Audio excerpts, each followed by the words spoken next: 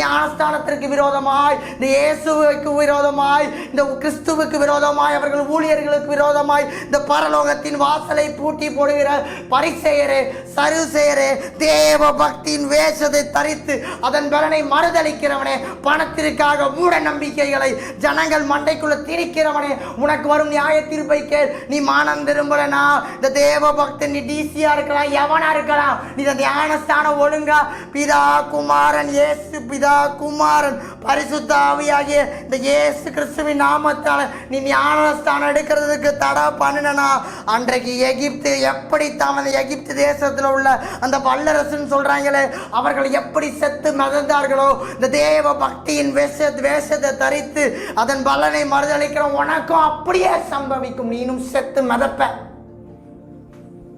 Surrender ஆயிரு இயேசுவுக்கு. உனக்கு பிச்சை போடுது தம்பி, பிச்சை போடுது. உன்னை பயம் காட்டல, உன்னை அப்படி பயம் இதெல்லாம் காட்டல தம்பி.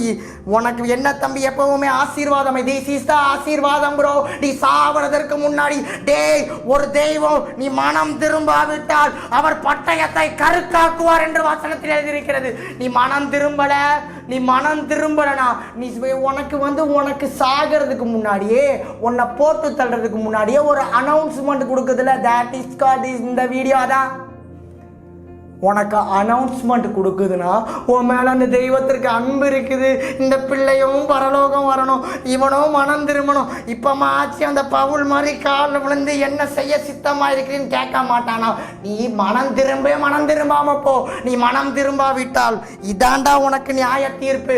தேவ பக்தியின் வேஷத்தை தருப்பவனே, நீ மிதப்ப செத்து. இந்த வசனத்தில் எழுதியிருக்குதுல, மத்தேயு 3:10 இப்பொழுது கோடாரியானது வேரின் அருகே வைக்கப்பட்டிருக்கிறது. நல்ல கனி கொடாத மரங்கள் எல்லாம் வெட்டுண்டு அக்னியிலே போடப்படும். கிளீன்